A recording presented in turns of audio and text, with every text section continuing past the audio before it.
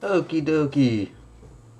Welcome to Philosophy Roulette. This is number 79, apparently. Where we read philosophy papers and review them live online. We were looking at some thought stuff yesterday. Let's just go look at any old regular. Let's go see what's new, if anything's new.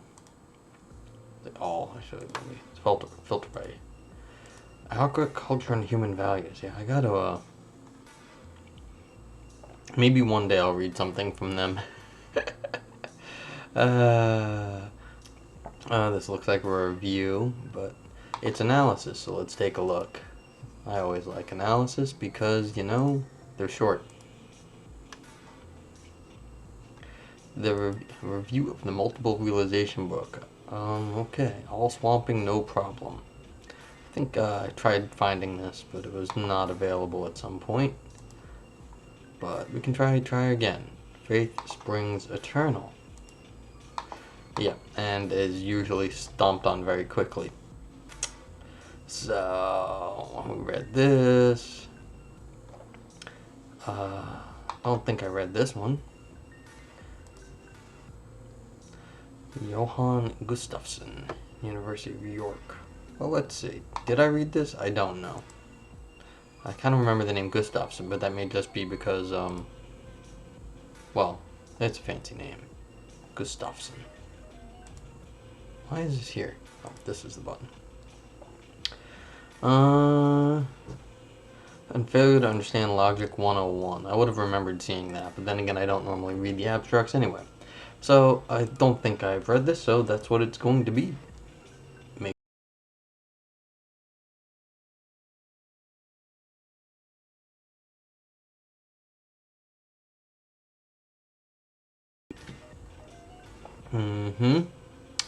If you are joining me live, you can grab the paper, or a link to this fill paper page by typing exclamation point paper in the chat box, and the link will pop right back up. I also take suggestions on papers. If anyone wants to send me a suggestion of what to read, I will do that. Just has to be kind of on the short side of the thing. Short side, like thought journal or analysis journal length. Or maybe a few more pages, but not a whole lot more. Because reading for over an hour gets hard. Okie dokie.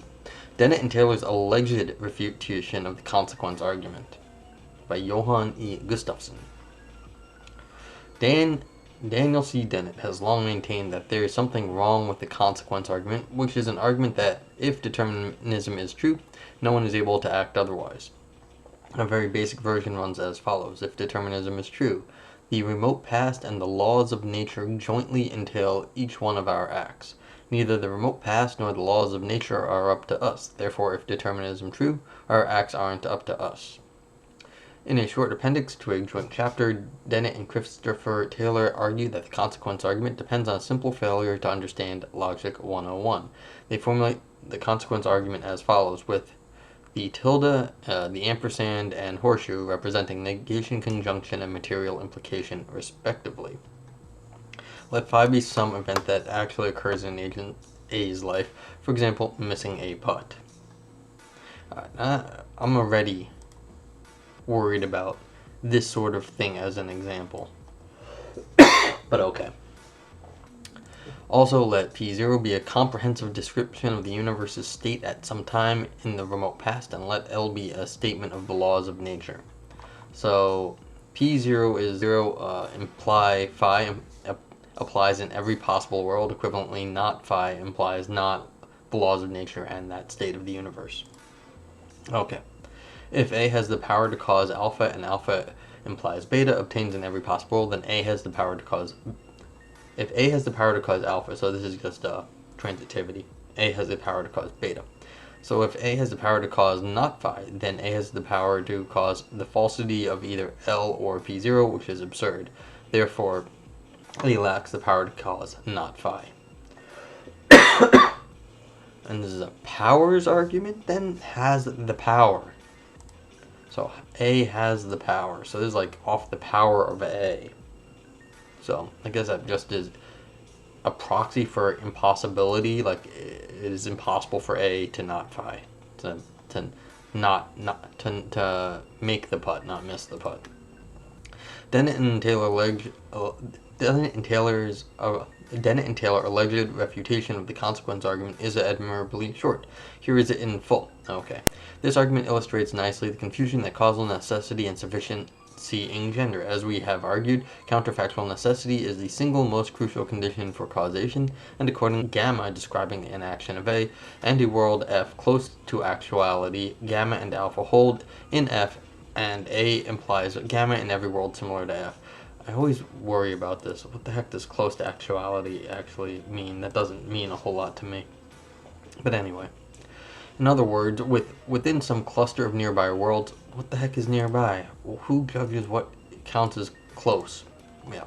There is a possible action of A called gamma that is a necessary condition for alpha to occur, but under this definition, line 3 above has no warrant whatever.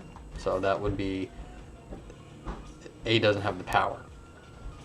Okay, there's no warrant whatever. Line 3 hypothesizes that A implies gamma in a cluster of nearby worlds and that alpha implies beta in every world. If we could deduce beta implies gamma in this cluster, we would be home free.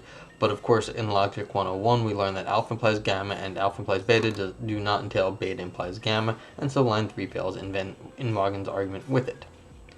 So the problem, according to Dennett and Taylor, is that line 3 is implausible given a compelling account of having the power to cause something. In the following, I shall argue that Dennett and Taylor's alleged refutation fails. Note first that their rendition of the consequent argument differs in some important respects from the version defended by Peter van Inwagen and other contemporary incompatibilists who seem to be the intended target. Contemporary versions of the consequent argument do not rely on a rule like the one on line 3, which has the following form with box representing logical necessity. The powers transfer rules. From box, alpha occurs implies beta occurs. So we'll call this from the necessity of alpha occurs implies beta occurs. Then some person S has the power to cause alpha, deduce that S has the power to cause beta. Instead of the power transfer rule, contemporary versions. Right. So this isn't the same as line 3. So the contemporary versions depend on the transfer rules of the following general form. So this is rule gamma. From necessary P implies Q, and that some person S has the power to cause some event alpha, such that if S were to cause alpha, then P would be true. Deduce that some person S prime has the power to cause some event beta, such that S prime were to cause beta, then Q would be true. Okay. Given the power transfer rule, this is the first one. If we have 1, that some person S has the power to cause alpha, 2, that alpha and beta are distinct events, and 3, the necessity A occurs, then B occurs, then we can deduce S has a further power, namely the power to cause beta. And given Dennett and Taylor's account of having power to cause something, this needn't follow. They explained in the earlier quote. But if we have 1, that some person S has the power to cause some event alpha such that P would be true if S were to cause alpha, and 2, if P then Q, then rule gamma does not lead us to deduce that anyone has any further power. We cannot deduce, for example, that S has the power to cause it to be the case that P. The transfer rule in gamma does not transfer any power, so we cannot rule out that A and alpha and beta are the same event. Rather, rule gamma only transfers what would be the case if certain abilities were exercised. Hence, this rule is consistent with Dennett and Taylor's account of having the power to cause something. Accordingly, rule gamma avoids the objection of the power transfer rule. Okay, so this embedding of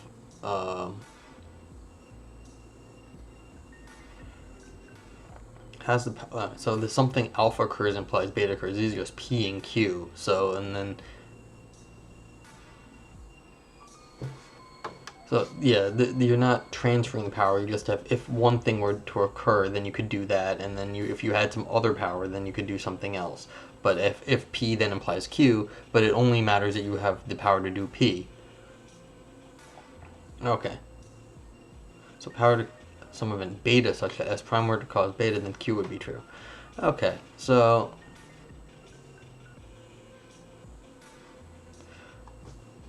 What exactly is where is the embedding of the power transfer? See, there's no power transfer here. This is just they would cause, like, if they had the power to do something, then something would be true, and then this implication would hold. Okay, as opposed to the power to transfer from alpha to beta. Okay. So, yes, rule gamma does not let us deduce that anyone has any further power. You just do the first one, and then that first P from that follows Q. So, okay. To state rule gamma more compactly, we introduce an ability operator. Oh, okay. AWP defined as some person S has the power to cause some event alpha such that if S were to cause alpha, then P would be true. Rule gamma from necessity box P if P implies Q, and AWP we did alpha such that P, then you can deduce that some person has the power to cause alpha, then P would be true. Then if they have the power to cause alpha, then also Q would be true because P implies Q. Okay. So, but the power transfer rule is different. So, yeah, rule gamma avoids, right? So we got AWP, which avoids transferring the power, just as if you have the power to do one thing, then you have the power to get the consequence of that thing. Okay, somewhat makes sense.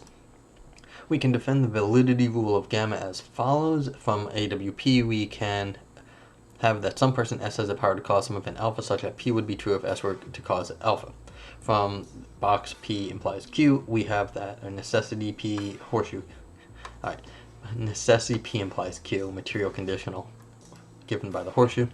We have that for any event alpha, that S has the power to cause P implies Q would be true if S were to cause alpha. Hence, we have that S has the power to cause some event alpha such that P and P implies Q would be true if S were to cause alpha. So S has the power to cause some event such that Q would be true if S were to cause alpha. So we conclude AWQ. But the power doesn't transfer. It's just you have the would be true has the ability to cause W to be true. So you only have the power to cause alpha, or which you have the power to have alpha, which makes P true, but then the Q just follows as a regular old consequence of material implication. Bonus ponens. We can reconstruct Dennett and Taylor's version of the consequence argument so that it relies on rule gamma rather than the power transfer rule. As before, let phi be an event in someone's life, and let P be that phi occurs. We can argue as follows. Logic. Alright, we'll take their word for it.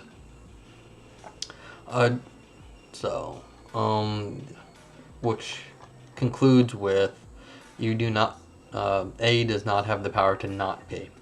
To not cause P? Yeah.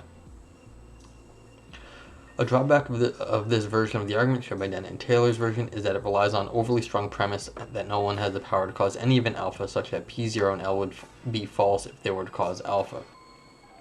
Nevertheless, the point of this reconstruction is just to illustrate how Dennett and Taylor's version could be amended with a better transfer rule, keeping the overall structure. This reconstructed version does not rely on the power transfer rule, and the inference rule that this version relies on are not open to Dennett and Taylor's objection to the power transfer rule.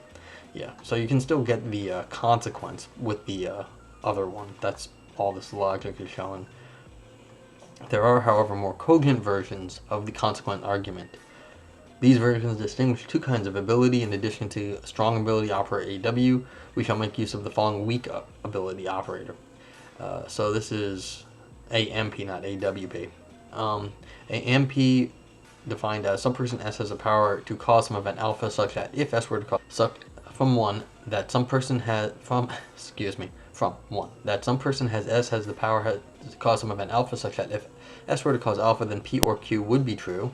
And 2, it is not the case that some person S prime has the power to cause some event beta such that if S prime were to cause beta, then P might be true. Deduce that some person S double prime has the power to cause some event gamma such that if S double prime were to cause gamma, then Q would be true.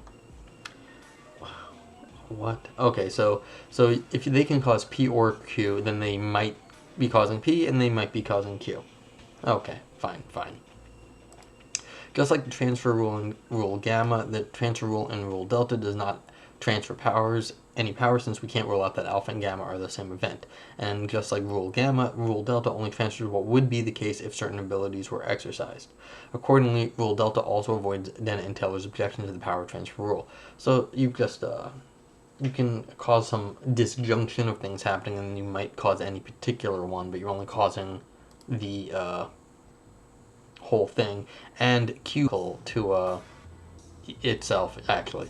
So that would be very general sort of allowance for what sort of things could be plugged in here that you have the power to cause.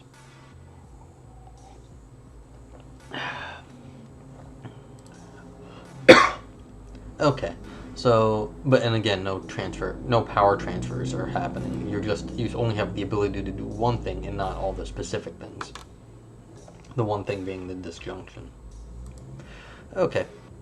Coiling delta rule also avoids Dennett and Taylor's objection to the power transfer rule.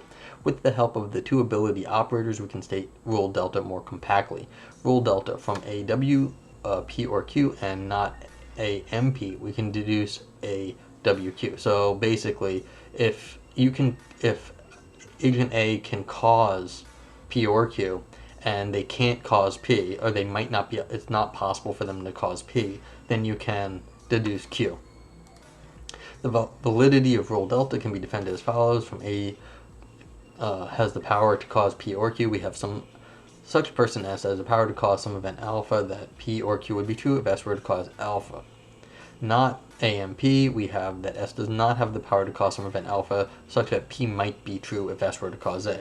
So for any event alpha S has the power to cause, not P would be true if S were to cause alpha. Hence S has the power to cause some event alpha such that P or Q and not P would be true if S were to cause A.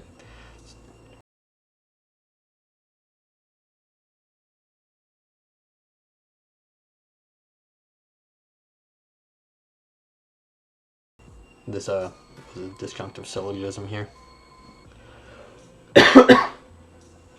Now let P0 be a proposition describing the universe's complete state at some time in the remote past before there were people. I wonder what that looks like. That's a very hard question, actually. What is it? Hyperhistory it was called by somebody? Mayasu? It'd be kind of fun. It's a fun concept. Let L be the conjunction of the laws of nature into a single proposition. Given the above transfer rules, we need only the following fixity premises. The strong fixity of the past. If P0 is a proposition describing the state of the universe at some time in the remote past before there were people, then no one has the power to cause some event alpha such that if they were to cause alpha, then P0 might be false.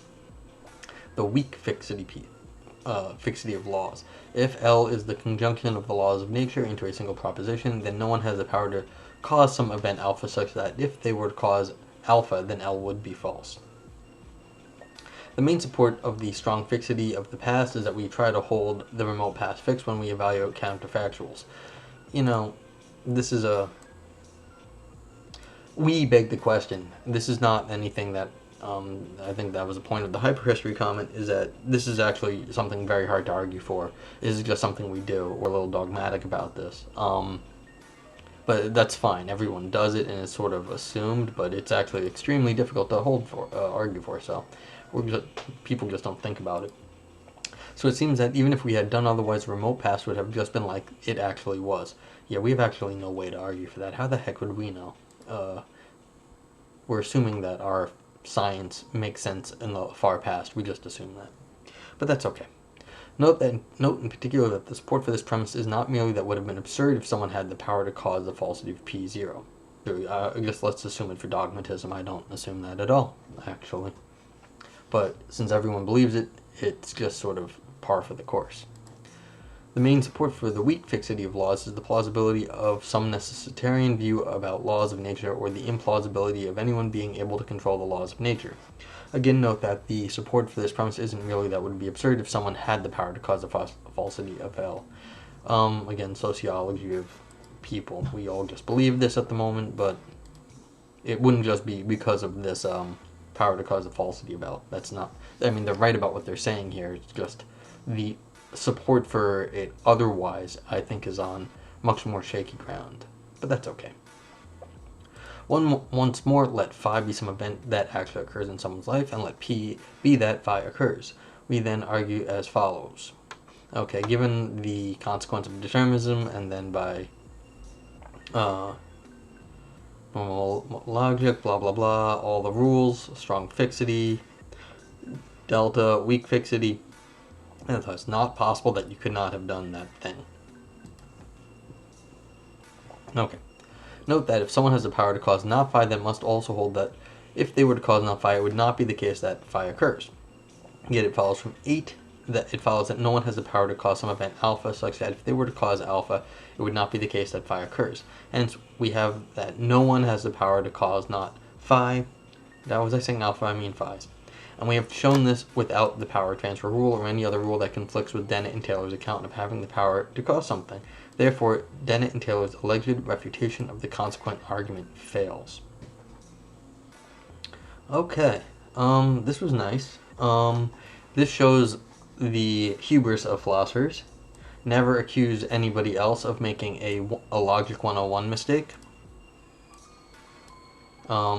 It's just not worth it.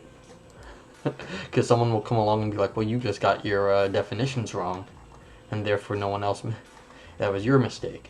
Yeah, even if you're brilliant, you don't put other people down in this way, because someone's gonna, it happens way too often that whenever you do something like that, it comes back to bite you in the butt.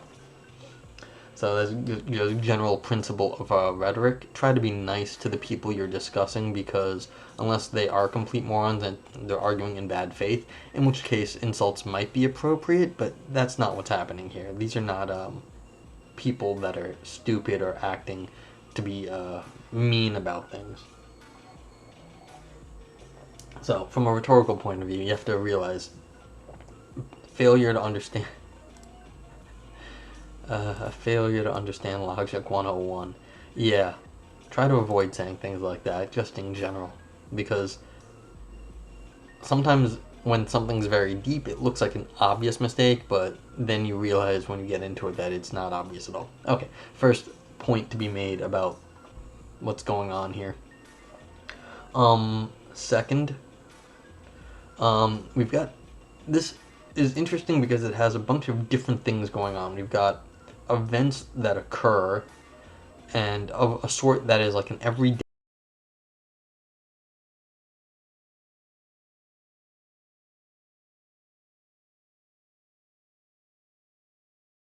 and things like that. So maybe missing a putt is a subjective sort of thing that happens, and only like, I mean, what does missing a putt mean in terms of the laws of nature? See, we're going from laws of nature to the remote past and laws of nature. This is par for the course for this area in philosophy, but it just has an awful lot of moving pieces of very different types. So this is, in some sense, it's a little bit, a lot of things are going on right here, and they're using logic to sort of simplify it, which is a good strategy generally. But then you've got logic, you've got modal logic, you've got everyday things, you've got laws of nature that apply to everyday things, you've got the remote past before people exist, powers of people, and yeah, possible worlds, like close to worlds, nearby worlds. Then you got powers that transfer. It's like it just, the complexity just multiplies and multiplies and multiplies here. And so I think this is good stuff because they did an admirable job of making it seem clear. It is pretty clear. It's just in this short space, they did something incredibly difficult, I should say. It's just very hard to argue with so many moving pieces for any sort of thing. But this is also just to go to show why you really might be the least of your troubles. Like, that might really not be anything to deal with, like, worry about in some sense. Because, yeah. The fixity of the past, weak fixity of laws. Yeah, so these are all sort of like reasonable assumptions, but we're making a lot of assumptions about a lot of stuff. That's all. And so it's like it just makes it makes it a nice paper is what it really does, because it makes a nice paper. It makes a reasonably nice, straightforward argument on a difficult topic. But okay, it makes me I get entertained by this. I'm just like, what are we actually proving here with all these different things? It's kind of crazy. Okay, but that's it for now. I hope you enjoy it, and send me something to read if you can. I'd love to have you come and chat and ask questions. If I say something dumb or you don't understand something, maybe I can explain it. But have a good day, stay safe everyone, and yeah, avoid the coronavirus.